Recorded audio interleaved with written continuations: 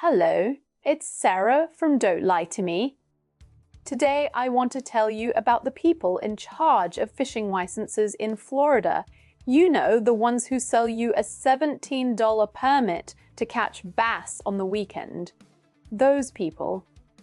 Except they're not just fishing license people. They have 853 sworn law enforcement officers, full police powers. Statewide jurisdiction. They can pull you over, arrest you for anything, and one of their listed specialties is Homeland Security. Let that sink in. The Fishing License Agency lists Homeland Security as one of its specialties. This is not a joke. This is on their Wikipedia page. And those 853 armed officers have access to a database called DAVID, Driver and Vehicle Information Database. It contains your social security number, your home address, your phone number, your medical records, your disability records, your emergency contacts, and your signature. Now, what would you do with that kind of power? If you were a government agency and someone criticized you publicly, would you use a police database to look up their social security number, their medical history, where their kids go to school? Because that's exactly what the fishing license people did. In December 2025, Florida held its first black bear hunt in a decade. 52 bears were killed, and a lot of people were very angry about it. So, the Fish and Wildlife Conservation Commission decided to fight back, not against the bears, against the people who complained about the bears. They used the DAVID database to look up the personal records of at least 16 environmental activists, people who had spoken out against the bear hunt, people who had posted on Instagram, people who had called their elected representatives. They logged every single search under a criminal investigation code. Except none of these people were criminals. None of them were under investigation. The code was a lie to cover up what they were really doing. Katrina Shaddix is an environmental activist. She runs a group called Bear Warriors United. Her records were accessed 17 times between 2020 and 2025. She faced no charges. She committed no crime. She now lives in an RV and moves every few months because she's afraid. Chuck O'Neill is the founder of Speak Up Weekever. He led a campaign against a constitutional amendment that would make hunting and fishing a guaranteed right in Florida. His records were accessed 28 times. 28 times. Addresses, vehicle registrations, photos, signatures, driver license transactions, everything. Chuck said, and I quote, "Being the most hated by the FWC is a badge of honor." Within an hour of the news breaking, 5 attorneys contacted him offering to represent him for free. How did anyone find out? A documentary filmmaker named Brent Farnan received an anonymous email from someone inside the FWC. The email said, "The FWC is watching you.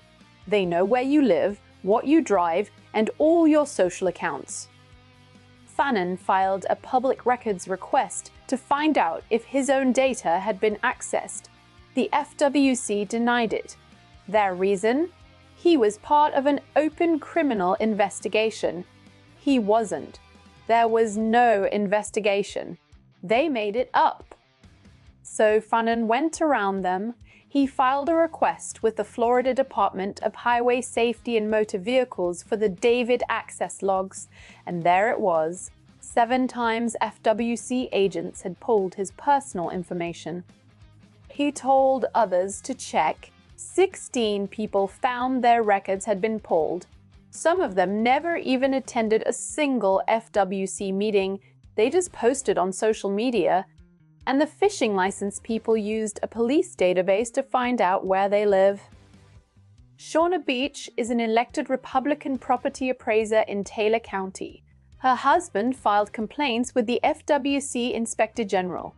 In response, FWC officers allegedly fabricated felony charges against him. Fabricated. Felony. Charges. as retaliation for filing a complaint. Valerie Anderson is the president of Friends of Split Oak Forest. She spoke out against a toll road through a nature preserve. She said, "They're taking liberties with having law enforcement capabilities." She's right. That's exactly what they're doing. And the FWC's response: their chairman, Rodney Barreto, a Miami real estate developer appointed by DeSantis, said when people sign up to speak, their names are checked. That's all. Except some of the targets never signed up to speak. They never went to a meeting. The chairman lied. First, the FWC spokeswoman called it an active criminal investigation. Then she changed it to active criminal intelligence, not investigation. Then it turned out there are 0 current investigations of any activists. They keep changing the story because the truth is damning. Now, here's the thing. This isn't a one-off.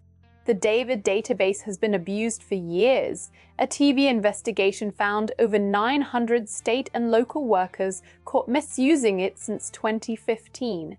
Some were tracking romantic partners.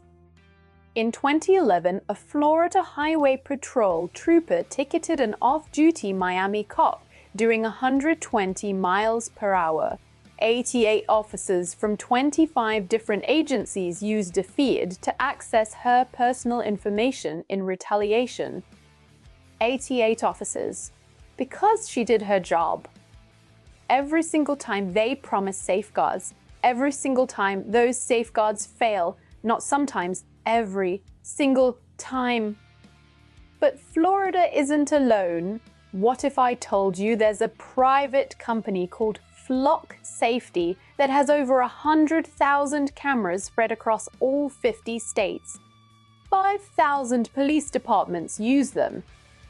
And they scan 20 billion license plates per month. 20 billion every single month. And Flock doesn't just read license plates. It reads the make, the model, the color of your car. It reads your bumper stickers. It notes dents and damage. It builds a movement profile of where you go, when you go there, and who you meet. And the Orlando Sentinel reports that FWC may have used David in combination with license plate readers to track where activists traveled and who they met with. So the fishing license people weren't just looking up your address. They were following your car. Remember when Flock's CEO said they don't share data with ICE? They published a blog post titled, "Does Flock share data with ICE?" No. Well, it turns out ICE was getting the data through police back channels the entire time. The CEO later admitted to what he called inaccurate information. Inaccurate information. He lied. In Texas, a deputy sheriff searched 83,345 cameras across the entire country to track down a woman who had self-administered an abortion. He claimed it was a missing person case. It wasn't. He used a nationwide surveillance network to hunt a woman for making a choice about her own body. In Denver, a woman was wrongly accused of package theft. Why? Because Flock cameras logged her driving through a neighborhood 20 times. It was her commute. She drove to work. That's it. But the algorithm flagged her and suddenly she's a suspect. The ACLU documented a pattern of Flock lying to city councils. In Oshkosh, Wisconsin, Flock lied about heat maps during a council meeting. They got caught the very next morning.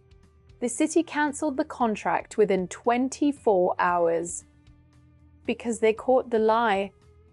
Now here's where it gets interesting. Congresswoman Paulina Luna. She's a MAGA Republican from Florida. She's drafting legislation to federally ban Flock safety cameras. She also has a bill to repeal the Patriot Act. A Trump Republican is trying to ban surveillance cameras and abolish the Patriot Act. And she's not alone. Representative Chuy García, a progressive Democrat from Chicago, co-sponsored the amendment. The ACLU has a campaign called Get the Flock Out. The Electronic Frontier Foundation has documented the lies. The Institute for Justice is fighting it in court. There's even a bipartisan amendment to the federal highway bill that would strip funding from any city that uses automated license plate readers. When was the last time you saw MAGA Republicans and progressive Democrats agree on anything? They agree on this.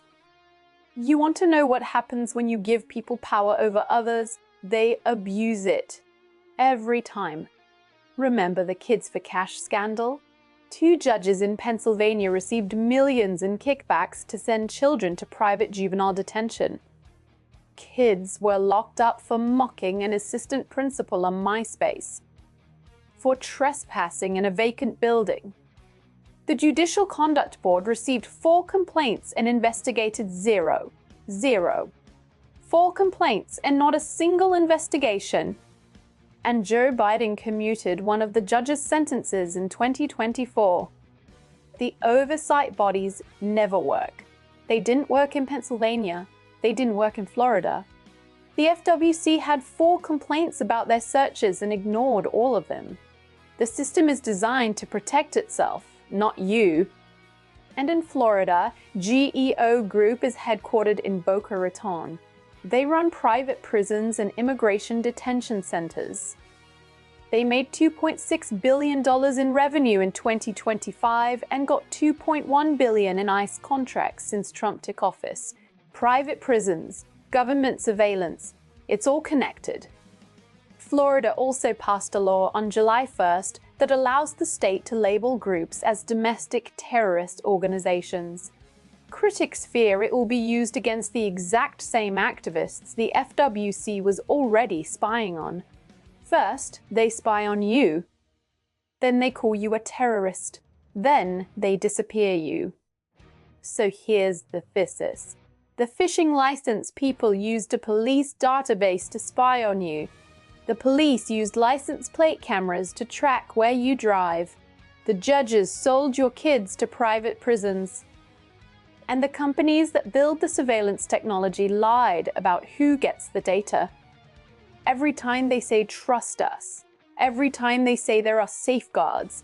Every time they say this is only for criminals. And every time those promises are broken. Not by a few bad apples. By the system itself. Governments have proven beyond any doubt that they cannot be trusted with surveillance technology. Not the phishing license people, not the police, not ICE, not the judges, none of them. They're lying to you. They always have been, and they will keep lying until we take these tools away from them permanently. If you want more content like this, hit subscribe and ring the bell so you don't miss anything. Give this video a like. It helps the algorithm reach more people who need to hear this. And comment below. Has a surveillance camera ever made you feel safer? Because I've never met a single person who said yes to that question. All sources are in the description. Verify everything. Cross-reference. Don't take my word for it. Take theirs. Their own documents prove what they did. I'm Sarah, and they're lying to you. Take care of each other.